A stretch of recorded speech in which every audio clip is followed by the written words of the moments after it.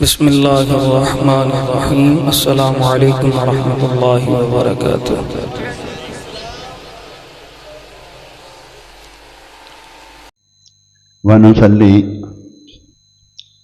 ونسلم علی سیدنا و مولانا محمد رسول النبی الکریم، اما بعد فاعوذ باللہ من الشیطان الرجیم، بسم اللہ الرحمن الرحیم۔ بشر المؤمنین بأن لهم من اللہ فضلا کبیرا۔ آمنت باللہ، صدق اللہ مولانا۔ معزز اور نہایت ہی محترم بزرگوں، عزیز دوستوں، بھائیوں، اللہ رب العزت کا کروڑ شکر ہے کہ اس نے اپنے محبوب صلی اللہ علیہ وآلہ وسلم کے نالان پاک کے صدقے ہمیں آج یہ جمعۃ المبارک کا مقدس بابرکت باعث بخشش و مغفرت یہ دن نصیب فرمایا، اور اس سے بڑا احسان یہ ہے کہ اللہ رب العزت نے اپنے گھر میں ہمیں توفیق عطا فرمائی، حاضری کی۔ اللہ رب العزت اس حاضری کو اپنی بارگاہ میں شرف قبولیت عطا فرمائے۔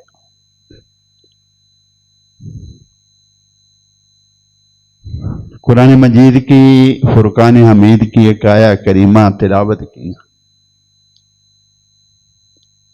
خوشخبری دے دو، اس کا معنی یہ ہے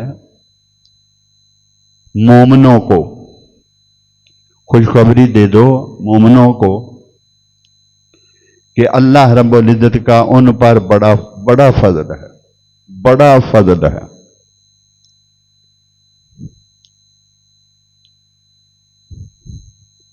چھوٹا فضل کیا ہے، یہ دوسرا مضمون ہے۔ آقا دو جہاں صلی اللہ علیہ وآلہ وسلم کی آمد سے پہلے 1,24,000 پیغمبروں پر جو اللہ کا فضل نازل ہوتا رہا، وہ چھوٹا فضل تھا۔ سلیمان علیہ السلام کے تخت کے دربار میں بلقیس کے اس تخت کا اس طرح لایا جانا چشم زدن میں، ان یرتد الیک طرفک، آنکھ جھپکو تخت سامنے ہوگا۔ جب پوچھا کہ کیسے لائے ہو، تو جواب دیا ھذا من فضل ربی، یہ میرے اللہ کا فضل ہے، یہ میرے اللہ کا فضل ہے، یہ فضل ہے، یہ فقط فضل ہے۔ اسے آپ چھوٹا بھی کہہ سکتے ہیں، یعنی اللہ کا چھوٹا فضل بھی ایسا ہے۔ اور جن پر اللہ رب العزت کا بڑا فضل ہے، وہ آقا دو جہاں صلی اللہ علیہ وآلہ وسلم کی امت کے نفوس قدسیہ اولیاء ہیں۔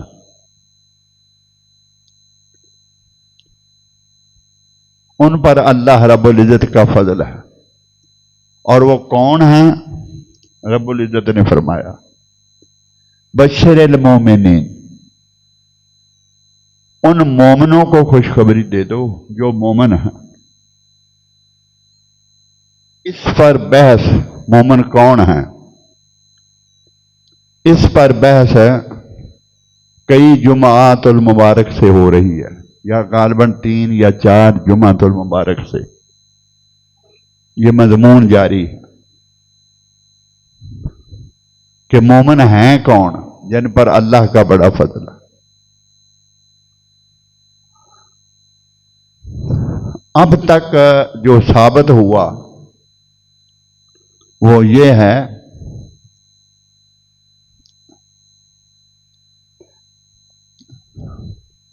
کہ فقط نماز پڑھنے سے آدمی مومن نہیں ہوتا۔ سنو، ارائیت الذی یکذب بالدین، آپ نے دیکھا اس شخص کو جو دین کو جھٹلاتا ہے؟ فذلک الذی یدع الیتیم، جو کسی یتیم کو کھانا نہیں کھلاتا۔ ولا یحض علی طعام المسکین،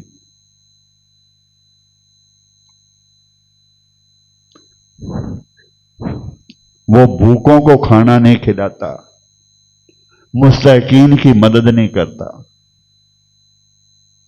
فویل للمصلین الذین هم عن صلاتهم ساہون، آگے پھر بات آگے نکل جاتی ہے۔ 5 وقت کا نمازی، ہمیشہ حج کرنے والا، حج قبول حج کرنے والا، قربانیاں دینے والا اور مقبول قربانیاں دینے والا، روزہ رکھنے والا اور مقبول روزے رکھنے والا، یہ عمل اس کے ساتھ ہیں، کسی میں بھی کوئی کجی کمی نہیں، کسی عمل میں بھی تمام اعمال اس کے پورے ہیں۔ یہ اللہ دیکھے جو جس کے سامنے کوئی بھی جھوٹ نہیں بول سکتا، جو علیم خبیر ہے، یعنی اس کے نزدیک بھی یہ کوئی بھی اس کے عمل میں خرابی نہیں، سب اعمال پورے۔ مگر مومن نہیں کہلا سکتا کیونکہ یہ دین کو جھٹلاتا ہے، مسکین کو کھانا نہ کھلانے والا اس زمرے سے نکل گیا۔ مسکین کو کھانا کھلانے والا اس زمرے سے نکل گیا۔ کسی بھوکے کی مدد نہ کرنے والا، مستحق کی مدد نہ کرنے والا اس زمرے سے نکل گیا، وہ مومن نہیں ہو سکتا۔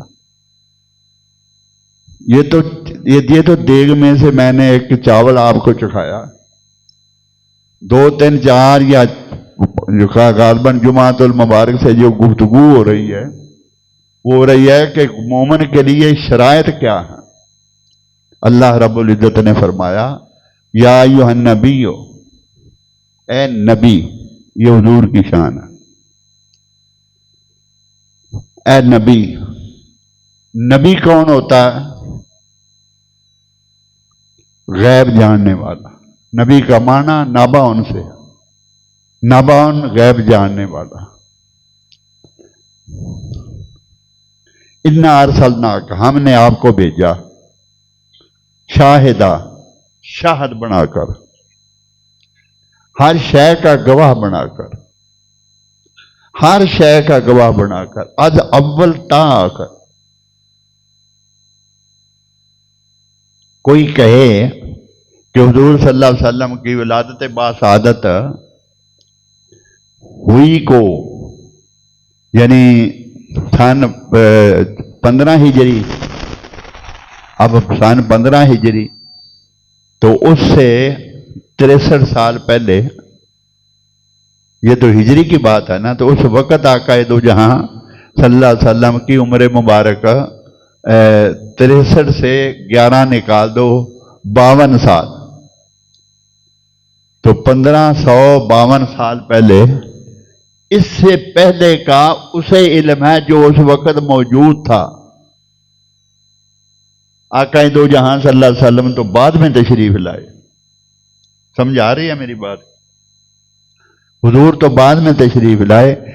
جو اس پہ ایمان رکھتا ہے وہ بے ایمان، وہ مومن نہیں. کیوں؟ رب العزت نے فرمایا شاہدہ، ہر شے کا شاہد. اللہ نے کائنات کو تخلیق کیا. شاہدہ وہ ہوتا ہے جس کے سامنے زمین تخلیق کی گئی.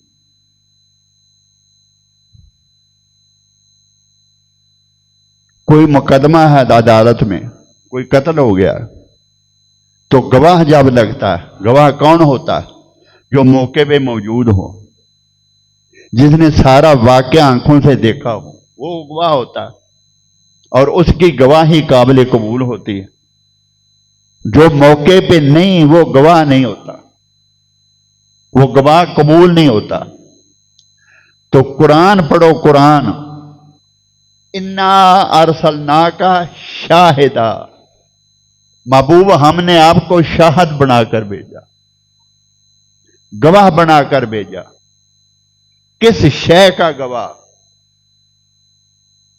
زمین کا گواہ، یا اللہ اس دنیا کا گواہ، آخرت کا گواہ؟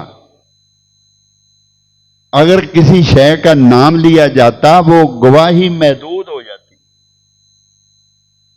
دنیا کا گواہ اگر کہا جاتا تو پھر وہ آخرت کے گواہ نہ ہوتے، دوسرا آدمی اعتراض کر سکتا تھا. ہر شے کا گواہ. انا ارسلناک شاہدا، ہم نے آپ کو گواہ بنا کر بھیجا. اللہ رب العزت نے فرمایا نادان ساری کائنات کا گواہ.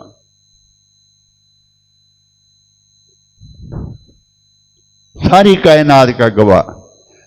ہر نبی اپنی امت کی گواہی دے گا.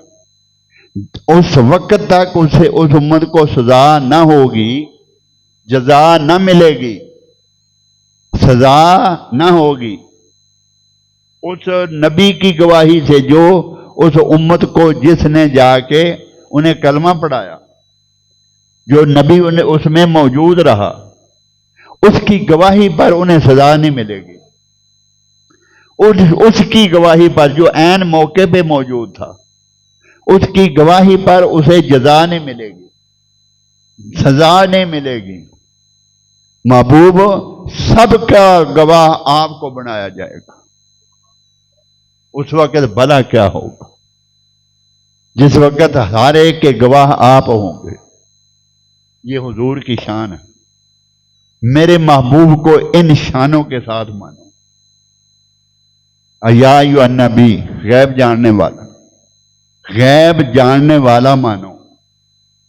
یہ مومنوں کی تعریف، یہ صفات ہے مومن کی کہ مومن کون ہوتے ہیں. میں کوئی شے باہر سے نہیں دے رہا، یہ سب قرآن ہے. ایک لفظ بھی میں نے اپنی طرف سے نہیں کہا. کہ اس 5 صفات اللہ نے گنوائی آقا کی. انا ارسلناک شاہدا ومبشرا ونذیرا وداعیا الی اللہ باذنہ وسراجا منیرا. پھر فرمایا بشر المومنین.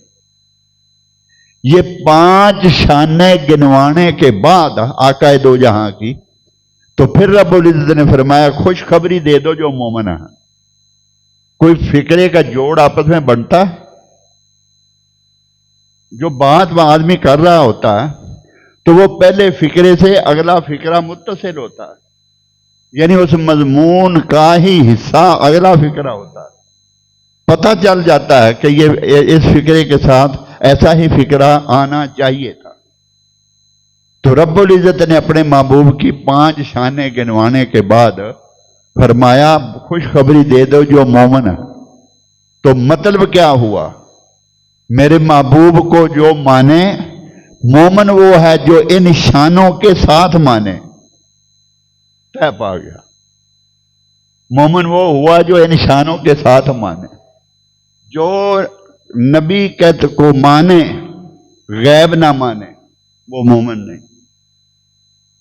نبی مانے مگر ہر شے کا گواہ نہ مانے، وہ مومن نہیں. نبی مانے مگر مبشر نہ مانے، وہ مومن نہیں. نبی مانے مگر نذیر نہ مانے، وہ مومن نہیں. داعیان اللہ، اللہ کی طرف سے داعی، اللہ کی طرف سے دعوت دینے والے۔ نبی بلائے تمہیں، نبی بلائے وہ اللہ کی طرف سے بلاتا، یہ نہ سمجھو کہ مجھے آقا نے بلایا۔ آقا بلاتا ہے تو اللہ کے کہنے پہ بلاتا۔ داعیان اللہ، اللہ فرماتا ہے میں نے داعی اللہ یعنی اپنی طرف سے دعوت دینے والا بنا کے بھیجا، اپنی طرف سے۔ وجہ یہ تھی کہ کبھی آقا دو جہاں نے پتھر کو حکم دیا، پتھر نے کلمہ پڑھنے سے کبھی انکار کیا،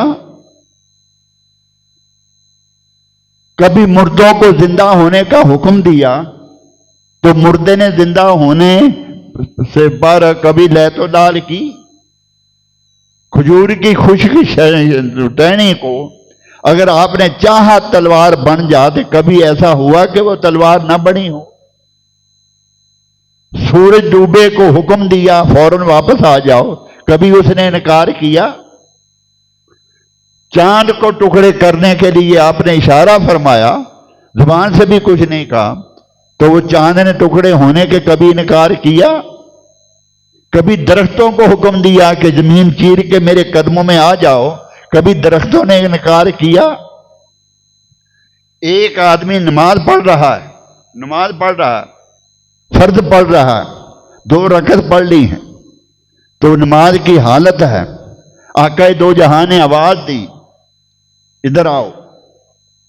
حضور کو پتہ نہیں تھا کہ یہ نماز پڑھ رہا ہے، یا پتہ تھا تو حضور نے فرمایا ادھر آؤ۔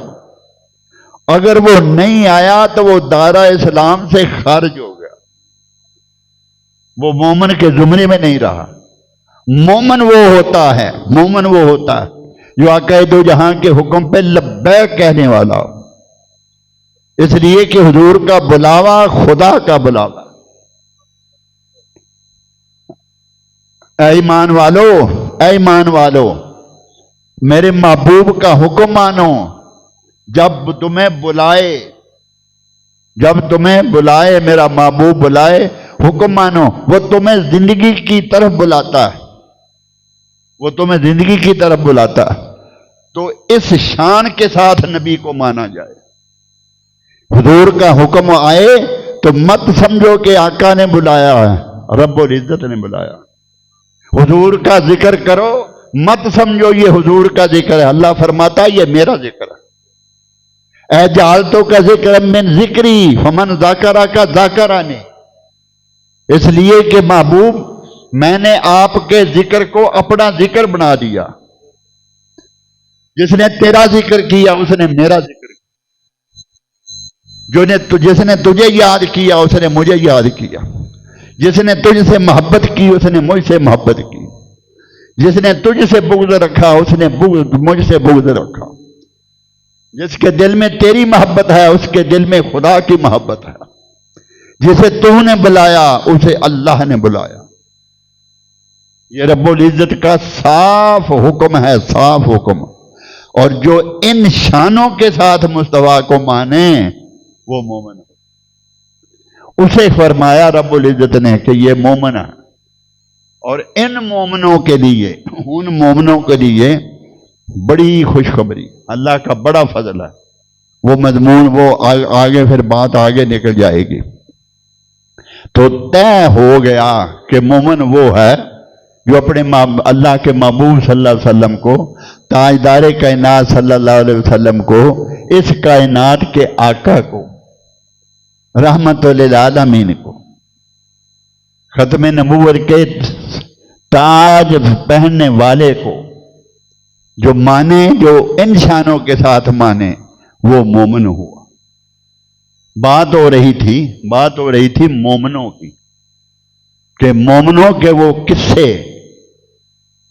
سب سے اول تو عمل صحابہ کے ہیں نا، سب سے اول عمل صحابہ کے، جن کے لیے آقا دو جہاں نے فرمایا اقتدیتم اہتدیتم، میرے صحابہ سے جیسے کریں ایسے کرو، اقتدیتم، ان کی اقتدا کرو، اہتدیتم، اور جو کہیں اس پہ عمل کرو، اہتدیتم، ان کی ہدایات پہ عمل کرو، ان کی اقتداء کرو۔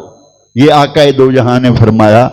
اب اللہ رب العزت نے، حضور نے یہ فرمایا ان کے لیے، اور اللہ رب العزت نے فرمایا اذ یبایعونک تحت الشجرۃ، اللہ ان کے ایمان کا گواہ ہے جنہوں نے محبوب تیرے دست اقدس پہ بیعت کی۔ رب العزت نے ان کے ایمان کی گواہی دی، تو کوئی شک رہا؟ کسی کو کوئی شک رہا؟ اب آؤ ان صحابہ کے اعمال کو دیکھتے ہیں جنہیں اللہ رب العزت، جنہیں حضور نے فرمایا اقتدیتم، جیسے میرے صحابہ کرتے ہیں ایسے کرو۔ تاجدار کائنات صلی اللہ علیہ وسلم بات پچھلے سے پچھلے جمعے پر یہاں آ کے رکی تھی، میں اب وہاں پہنچا ہوں۔ وہ یہ تھا کہ صحابہ کرام رضوان اللہ تعالی علیہم اجمعین آقا دو جہاں صلی اللہ علیہ وسلم کی بارگاہ میں صحابہ رہتے تھے، اور فرماتے ہیں کہ ہمیں حضور کی ذات سے اس قدر محبت تھی کہ اپنے اموال، یعنی اپنے مال، اپنا رزق، اپنے اموال، اولاد، والدین اور اپنی جان سے بھی زیادہ مصطفیٰ ہمیں پیارے تھے۔ اور آقا دو جہاں نے فرمایا لا یؤمن احدکم حتی اکون ہواہ من والدہ وولدہ والناس اجمعین، بخدا اس وقت تک کوئی شخص مومن نہیں ہو سکتا، وہ بات آ گئی، جب تک میں اس کی جان، اس کی مال، اس کا مال، اس کی اولاد، اس کے والدین سے زیادہ عزیز نہ ہو جاؤں، اس وقت تک کوئی شخص مومن نہیں ہو سکتا۔ یہ وہ مومن تھے۔ حضرت علی مرتضیٰ کا قول ہے کہ آقا دو جہاں صلی اللہ علیہ وسلم کی ذات اقدس سے ہمیں کتنی محبت تھی، کتنی تھی، جیسے کسی پیاسے کو، پیاس یہ نہیں جو ہم گاڑی اے سی میں بیٹھے ہوتے ہیں تو لاہور سے آئے ہیں یہاں آ کے پیاس لگ گئی، یہ پیاس نہیں، وہ پیاس نوکیلے پتھروں کے ان پہاڑوں کی چوٹیوں پہ سفر کرنے والے، جو پیاس انہیں لگتی تھی، جیسے انہیں ٹھنڈے پانی سے محبت ہوتی ہے، ہمیں تاجدار کائنات صلی اللہ علیہ وسلم سے اس سے بھی زیادہ محبت۔ ہم آقا دو جہاں صلی اللہ علیہ وسلم سے اس سے بڑے عاشق تھے۔ احد کا وہ واقعہ، میدان احد کا آپ نے تفصیل کے ساتھ سینکڑوں مرتبہ سن رکھا کہ شیطان نے ایک غلط خبر پھیلا دی کہ حضور صلی اللہ علیہ وسلم معاذ اللہ ثم استغفر اللہ شہید کر دیے گئے۔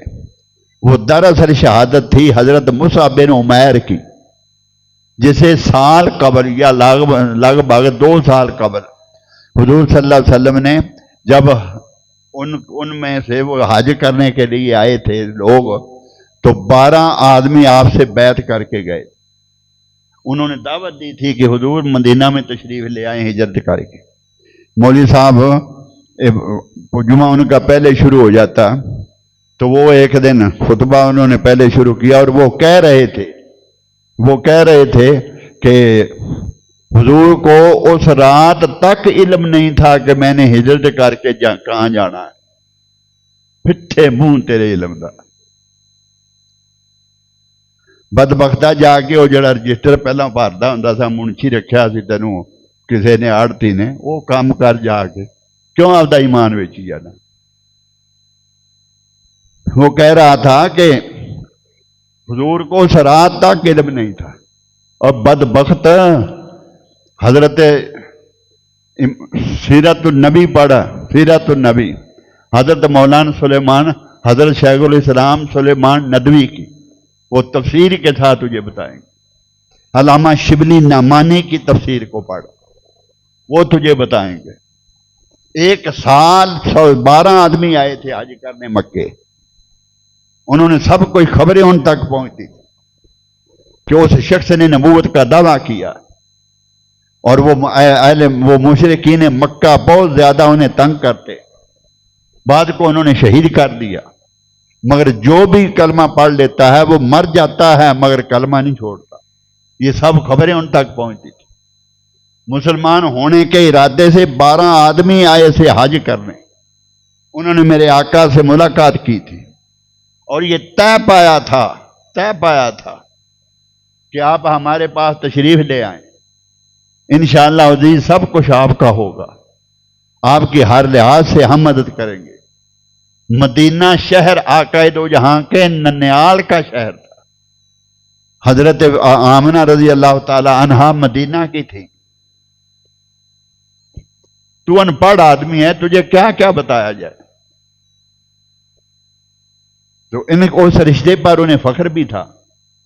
اور آقا دو جہاں صلی اللہ علیہ وسلم جب وصال فرمایا تو وہ چاہتے تھے کہ ہمیں خلیفہ بنایا جائے، تو ایک دلیل ان کے پاس یہ بھی تھی کہ ہم حضور صلی اللہ علیہ وسلم کے ننیال ہیں، ہمارا زیادہ حق ہے۔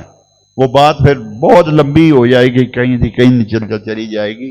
12 آدمی آئے، انہوں نے بیعت کی۔ اگلے سال پھر 40 آدمی آئے، اسے بیعت عقبہ ثانیہ کہتے ہیں۔ پھر معاہدہ طے پایا، ادھر سے بھی پھر دستخط ہوئے۔ پھر اس معاہدے میں کئی چیزیں ایسی تھیں کہ یہی وجہ تھی، یہی انہوں نے یہ معاہدے میں لکھا تھا کہ جب آپ پہ دشمن حملہ آور ہوں گے، مدینہ میں حملہ آور ہوں گے تو ہم آپ کی مدد کریں گے، آپ کے ساتھ ہم لڑیں گے، اس کے ساتھ ہم لڑیں گے۔ تو جب بدر کے لیے فوجیں نکلی تھیں اور نکل رہی تھیں تو آقا دو جہاں کون کا روئے سخن دیکھتے تھے کہ انصار میں سے کوئی بولے، مہاجرین میں سے تو حضرت عمر نے وفاداری کا مظاہرہ کر دیا تھا، انہوں نے تو وعدہ کر دیا تھا کہ ہم آپ سے آگے لڑیں گے، پیچھے سے لڑیں گے، یا رسول اللہ ہم آپ کے ساتھ ہیں۔ پھر حضرت عمر فاروق کھڑے ہوئے، حضرت ابوبکر صدیق کھڑے ہوئے، لیکن آقا دو جہاں کا روئے سخن انصار کی طرف تھا۔ یعنی بات اصل یہ تھی کہ جب وہ معاہدہ ہوا تھا بیعت عقبہ ثانیہ میں، انہوں نے اس معاہدے میں انہوں نے یہ کہا تھا کہ جب کوئی مدینہ میں آج آپ کے اوپر حملہ آور ہوگا تو ہم وہاں ان کے ساتھ لڑیں گے۔ تو یہ تو آج ہم مدینہ سے باہر جا رہے ہیں، تو جب انہیں یہ محسوس ہوا کہ آقا ہماری طرف دیکھ رہے ہیں تو پھر وہ اوس کے سربراہ کھڑے ہو گئے، پھر خزرج کے سربراہ کھڑے ہو گئے کہ یا رسول اللہ صلی اللہ علیہ وسلم نہیں ہے قوم موسیٰ کی طرح کہہ دینے والے، نبی کا حکم ہو تو پھاند جائیں ہم سمندر میں، جہاں کو محو کر دے نعرہ اللہ اکبر میں۔ قریش مکہ تو کیا چیز ہے، دیووں سے لڑ جائیں، سنانے نیزہ بن کر سینہ باطل میں گڑ جائیں۔ یا رسول اللہ اگر آپ ہمارا انتظار کر رہے ہیں، ہمارا جواب سن لیں، بچے تک آپ کے قدموں میں ہم حلال کر دیں گے، ہمارا سب کچھ آپ کا ہے، ہماری جانیں آپ کی، ہم آپ سے آگے بھی لڑیں گے، پیچھے سے لڑیں گے، دائیں سے لڑیں گے، بائیں سے لڑیں گے۔ آقا دو جہاں صلی اللہ علیہ وسلم کا چہرہ یکدم خوشی سے کھل اٹھا۔ یہ سارے معاہدات تھے۔ یہ آسان پڑھ آدمی کہ تم مسجد کا خطیب ہے اور جمعے پڑھاتا ہے اور اس قدر کے نام دین سے نابلد کہ وہاں جو بات صحیح نہ ہو وہ جھوٹ بولا جاتا ہے، ممبر اسلام رسول پہ کھڑے ہو کے پھر جھوٹ بولنا کتنی بڑی ذمہ داری ہے۔ اور جو فرض شناس لوگ ہوتے ہیں وہ 8 دن تک تیاری اس مضمون کی کرتے ہیں جو جمعے میں بیان کیا کرنا ہوتا ہے، اس کی تحقیقات کی جاتی ہیں، ایک ہی چیز کو کھنگالا جاتا ہے، اس کی دلیلیں ڈھونڈ کے لائی جاتی ہیں اور انہیں درج کیا جاتا ہے۔ وہ کہہ رہا تھا کہ حضور کو ہجرت کی رات تک علم نہیں تھا، ایسا بدبخت ان پڑھ۔ تو تاجدار کائنات صلی اللہ علیہ وسلم کی یہ بات کر رہا تھا کہ یہی وجہ تھی کہ آقا دو جہاں بدر میں جانے کے لیے ان کا اس کی طرف دیکھتے تھے کہ انصار کیا جواب دیتے۔ تو تاجدار کائنات صلی اللہ علیہ وسلم یعنی یہ حال تھا جب بدر میں، جب وہ تو بدر کی بات تھی نا، یہاں بات عہد کی ہو رہی ہے۔ تو عہد میں شیطان نے یہ فتنہ پھیلا دیا تھا کہ آقا دو جہاں شہید ہو گئے، اور بعد جو میدان جنگ میں تھے، بعض لوگوں نے جنگ سے اپنے آپ کو الگ کر دیا۔ آپ کو کیا بتائیں، ان الگ ہونے والوں میں کچھ دیر کے لیے حضرت عمر بھی الگ ہو گئے کہ حضور، ایک صحابی پیچھے سے آئے، عمر ایسے کیوں کھڑے ہو، اب لڑکے کیا کریں گے؟ حضور صلی اللہ علیہ وسلم تو شہید ہو گئے۔ تو وہ کہنے لگے صحابی، تو اب جی کے کیا کریں گے؟ اگر میرے آقا نہیں رہے تو ہم جی کے کیا کریں گے؟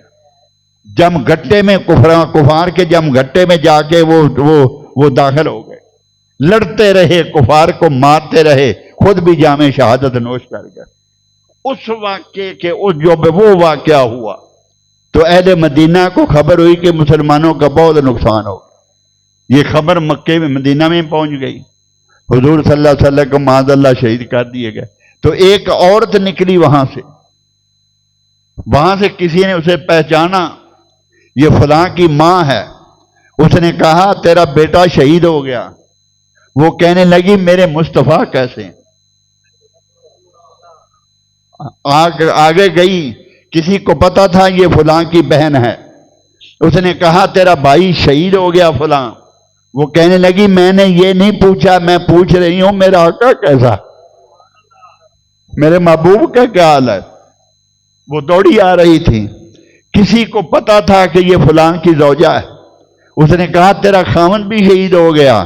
وہ کہنے لگی مجھے بتاؤ میرے مصطفیٰ کا کیا حال ہے، میرے آقا کا کیا حال ہے؟ جب وہ میدان جنگ میں پہنچی، نہ بیٹے کی لاش پہ گئی، نہ خاوند کی لاش پہ گئی، نہ بھائی کو دیکھا۔ وہ پوچھتی تھی میرا محبوب کہاں، آقا کہاں ہے، حضور صلی اللہ علیہ وسلم کہاں؟ جب انہیں بتایا گیا کہ حضور زخمی ہوئے تھے تو اوپر انہیں لے گئے۔ وہ اوپر چڑھ کے گئی، جو ہی اس کی نظر آقا دو جہاں پہ پڑی، کہنے لگی یا رسول اللہ، آپ کی زیارت سے سب غم بھول جاتے ہیں۔ جب آپ تندرست ہیں تو ہمیں کسی چیز کا غم نہیں۔ یا رسول اللہ، سب کچھ آپ کے قدموں میں قربان ہے، سب کچھ آپ کے قدموں میں قربان ہے۔ انہیں کہتے ہیں کون ہے؟ یہ مومن ہے، یہ ہے مومن۔ مومن انہیں کہتے ہیں، مومن انہیں کہتے ہیں، یہ وہ مومن۔ لے تو گئے وہ سب کچھ، ہم تو اس قابل نہ رہے۔ حضرت ابو ہریرہ رضی اللہ تعالیٰ عنہ حضور کی بارگاہ میں عرض کیا یا رسول اللہ، آپ کی زیارت سے تمام غم بھول جاتے ہیں، دل خوشی سے جھوم اٹھتا ہے، آنکھیں ٹھنڈی ہو جاتی۔ جب آپ کی زیارت ہوتی ہے تو دل خوشی سے جھوم جاتے ہیں، آنکھیں ٹھنڈی ہو جاتی ہیں۔ اور حضرت انس بن مالک فرماتے ہیں کہ جب آقا دو جہاں کا ورود مبارک ہوا مدینے میں، ہر شے روشن ہو گئی۔ جب آپ نے وصال فرمایا تو ہر شے پر تاریکی چھا گئی تھی۔ حضرت عائشہ صدیقہ رضی اللہ تعالیٰ عنہ فرماتی ہیں ایک شخص حضور کی مجلس میں ٹک ٹکی باندھ کے میرے مصطفیٰ کو دیکھے جا رہا تھا، نہ آنکھ جھمکتا تھا نہ کسی کی طرف دیکھتا تھا، نگاہ تھی کہ حضور کی طرف تھی، وہ آنکھ جھمکتا تھا کہ نہ تھا۔ میرے آقا نے آگاہ ہو کر اسے فرمایا میرے غلام اس طرح دیکھنے کی وجہ کیا ہے؟ تو اس نے عرض کی یا رسول اللہ، آپ کی زیارت سے لذت محسوس کر رہا ہوں، آپ کے دیدار سے لطف اندوز ہو رہا ہوں اور لذت حاصل کر رہا ہوں۔ میرے آقا نے فرمایا تو نے اچھا کیا۔ غالباً کسی جمعے پہ آپ نے وہ حدیث سنی تھی کہ جب اسے پتا چلا کہ میرے محبوب انتقال فرما گئے، آپ کا وصال ہو گیا، وہ کہنے لگا یا الہی میری آنکھیں سلم کر دے، میں کسی اور کو دیکھنا نہیں چاہتا۔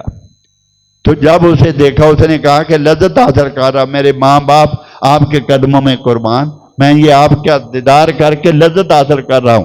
اور یہ لذت فقط یہاں نہ تھی، یہ لذت تو فقط یہاں مجلس میں بیٹھے ہوئے نہ تھی، خدا کی عزت کی قسم وہ لذت اسی طرح نماز کی حالت میں بھی حاصل کرتے۔ جب جماعت ہو رہی ہوتی تھی، صحابہ کی نگاہیں تھیں کہ مصطفیٰ کے چہرے پہ ہوتی تھی، تاجدار کائنات صلی اللہ علیہ وسلم کے دیدار میں مگن ہوتے تھے، وہ حالت نماز ہوتی تھی، پڑھ نماز ہو رہے ہوتے تھے، آقا دو جہاں صلی اللہ علیہ وسلم کے پیچھے نماز پڑھ رہے ہوتے تھے، لیکن نگاہیں تھیں کہ چہرہ مصطفیٰ پہ ہوتی تھی، چہرہ مصطفیٰ کے۔ بدر کا میدان ہے، بدر کا میدان جب جنگ جیتی جا چکی، جبریل امین ان فرشتوں کو لے کے چلے گئے واپس کہ جس کام کے لیے ہم آئے ہیں وہ تو جنگ تو جیتی گئی، اب واپس چلیں۔ آقا دو جہاں جماعت کروا رہے تھے، عصر کی جماعت ہونے لگی، تو جب جبریل امین، جبریل وہ بعد میں آقا دو جہاں نے فرمایا، جب آپ نے سلام پھیرا تو صحابہ نے عرض کی، سنتے آئیے، صحابہ نے عرض کی یا رسول اللہ آپ نماز میں مسکرا کیوں رہے تھے؟ آپ نماز میں مسکرا کیوں رہے تھے؟ یہ امام صاحب یہاں جو نماز پڑھا رہے ہوتے ہیں، آپ جماعت میں کھڑے ہوتے ہیں تو امام مسکرا رہے ہیں یا کیا کر رہے ہیں، پتہ چلتا ہے جب تک کعبے سے نگاہ کو نہ ہٹایا جائے، کعبے سے ہٹا کے ادھر نگاہ نہ کی جائے، پتہ چلتا تھا کہ امام کیا کر رہا ہے۔ نگاہ ہٹائے نہیں پڑے گی کعبے سے، ادھر دیکھو گے تو تب پتہ چلے گا۔ حضور نے یہ نہیں فرمایا تو نماز پڑھ رہا تھا یا میرے چہرے کو دیکھ رہا تھا، یہ نہیں فرمایا۔ حضور صلی اللہ علیہ وسلم نے فرمایا میں نے اس لیے میں مسکرایا تھا کہ جبریل فرشتوں کو لے کر چلا گیا کہ ہمارا کام تو اب ختم ہو گیا، اب چلتے ہیں واپس۔ جب آسمان کے قریب گئے تو رب العزت نے دربان کو فرمایا خبردار دروازہ مت کھولنا، میرے مصطفیٰ سے اجازت لیے بغیر آ رہا۔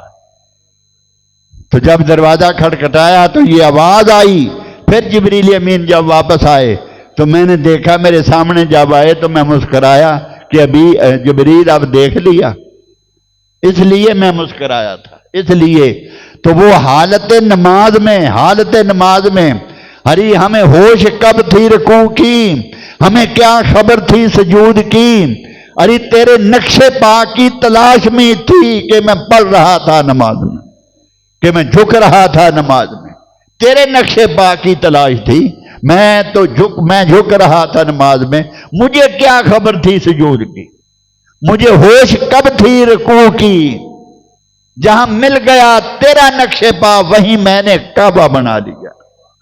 یہ صحابہ کا عشق تھا اور یہ صحابہ کی محبت تھی، اسی محبت کو رب العزت نے مومن کا نام دیا، آقا دو جہاں نے مومن کا نام دیا۔ انہی خوبیوں کو ایمان کہا جاتا ہے، ان خوبیوں کو ایمان کہا جاتا ہے۔ مومن کون ہے؟ جو آقا دو جہاں صلی اللہ علیہ وسلم کے قدموں میں مر مٹ جانے والا ہے۔ حضرت عبداللہ بن زید رضی اللہ تعالیٰ، حضرت انس بن مالک فرماتے ہیں کہ صحابہ کے مجلس میں بیٹھتے تھے، حضور صلی اللہ علیہ وسلم کی مجلس میں بیٹھتے تھے تو کوئی شخص بھی آنکھ اٹھا کے میرے آقا کی طرف نہیں دیکھتا تھا، ہر کوئی نیچے دیکھتا تھا، ماں سوائے دو اشخاص، ایک حضرت عمر اور ایک حضرت ابوبکر صدیق رضی اللہ عنہما، ان کے سوا کوئی مصطفیٰ کے چہرے کی طرف نہ دیکھتا تھا۔ حضرت امام شائبی رضی اللہ تعالی عنہ آپ روایت کرتے ہیں کہ حضرت عبداللہ بن زید رضی اللہ تعالی عنہ آپ فرماتے ہیں یا رسول اللہ صلی اللہ علیہ وسلم میں روزانہ آپ کا دیدار نہ کر سکوں تو مجھے موت آ جائے، مجھے اگر روزانہ آپ کا دیدار نہ ہو تو مجھے موت آ جائے گی۔ حضرت عبدہ بنت خالد بن صفوان آپ نے غالباً کسی جمعے پر یہ روایت سنی ہوگی، وہ فرماتی ہیں میرے باپ جب سونے کے لیے گھر آتے سونے کے لیے جب گھر آتے تو ساری رات تڑپتے رہتے اور رو رو کر یہ اشعار پڑھتے، رو رو کر کہ میرے محبوب صلی اللہ علیہ وسلم کے فراق کی گھڑیاں لمبی ہوتی جا رہی ہیں، یا رسول اللہ مجھے اب موت دے دے تاکہ میں اپنے مصطفیٰ سے جا ملوں، میں اپنے محبوب سے جا ملوں۔ ارے یہ تو جاندار تھے، یہ تو انسان تھے۔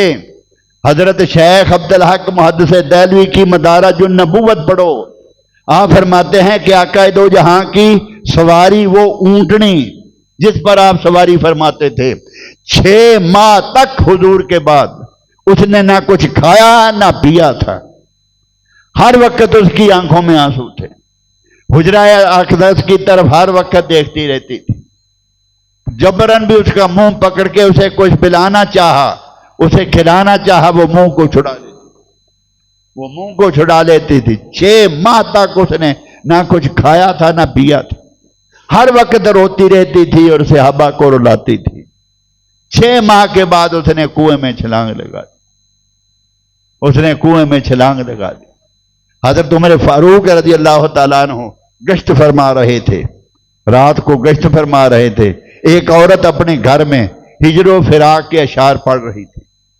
جب وہ اس فکرے پہ پہنچی، اس شعر پہ پہنچی، کاش مجھے کوئی خبر دے دے کہ قیامت کے دن مجھے آقا دو جہاں کا دیدار ہوگا، کاش مجھے کوئی خبر دے دے۔ تو حضرت عمر باہر سے بولے مجھے بھی اپنے ساتھ رکھ، کہ عمر کو بھی دیدار ہوگا، مجھے اپنے ساتھ رکھ۔ وہ عورت شرمساری سے چپ ہو گئی۔ اس ایک فکرے کے بولنے سے حضرت عمر کئی دن تک بستر پہ فراش رہے، کئی دن تک آپ بیمار رہے۔ ایک سفید ریش بوڑھا اعرابی دور سے آیا تھا اونٹ پر سوار، اور وہ آ کے اترا، مسجد نبوی میں داخل ہو کے پوچھا میرے آقا کہاں، مصطفیٰ کہاں ہیں؟ میں نے محمد صلی اللہ علیہ وسلم سے ملاقات کرنی ہے۔ جب اسے یہ بتایا گیا کہ حضور تو وصال فرما چکے ہیں، وہ ڈائیں مار مار کر رونے لگا، آہو بکا کرنے لگا، شومی قسمت میں کئی مدت سے انتظار میں تھا، میں تیاری کر رہا تھا، میری قسمت بیٹھ گئی کہ میں پہنچ نہ سکا۔ میں توریت پڑھنے والا تھا، میں توریت میں مصطفیٰ کی اوصاف پڑھ کر میں مسلمان ہوا تھا، آج میں دیدار کرنے آیا تھا، اب میں کہاں جاؤں؟ وہ زاروں قطار روتا رہا، آہیں مارتا رہا۔ پھر اس نے مانگا کوئی میرے آقا کا مستعمل کپڑا مجھے دے دو، میں اس کا دیدار کر لوں۔ تو کپڑا لایا گیا گھر سے، غالباً قمیض تھا، اس نے وہ چومتا تھا، سینے سے لگاتا تھا، پھر چومتا تھا، پھر سینے سے لگاتا تھا، تو مدت تک یہی کچھ ہوتا رہا۔ پھر اس نے کہا کہ میرے آقا کے اوصاف بیان کرو، تو حضرت علی رو دیے، اس لیے کہ ہمت نہ تھی اوصاف بیان کرنے کی، کہاں سے دل لائیں مصطفیٰ کے اوصاف بیان کر۔ حضرت فاطمہ الزہرا کو کسی نے کبھی ہنستے نہیں دیکھا میرے آقا کے وصال کے بعد۔ وہ روضہ اقدس پہ حاضر ہوتی تو خاک مصطفیٰ صلی اللہ علیہ وسلم کو، قبر اطہر کی خاک کو اٹھا کے چومتی، آنکھوں کو لگاتی اور رو رو کر یہ اشعار پڑھتی، جس نے مصطفیٰ کی اس خاک کو سونگ لیا، زندگی بھر اسے کسی خوشبو کی حاجت نہیں، کسی خوشبو کی حاجت نہیں۔ میرے بھائیوں، ایک ہی بخشش کا ذریعہ ہے، ایک ہی بخشش کا ذریعہ ہے، وہ آقا دو جہاں کی محبت ہے، وہ میرے آقا کے قدموں میں مر مٹنا ہے۔ جتنا ذخیرہ جمع کر لو گے اتنی آسانی سے خدا کی قسم بخشش ہو جائے۔ جس دعا کو چاہو کہ یہ ہمیں قبول ہو جائے، ہم یہ قبول ہو جائے، رد نہ ہو، ہر قیمت پہ قبول ہو جائے، وہ میرے آقا کا وسیلہ پیش کیا کرو۔ اللہ پاک ہمارے حال پہ لطف و کرم فرمائے۔ وآخر دعوانا الحمدللہ رب العالمین۔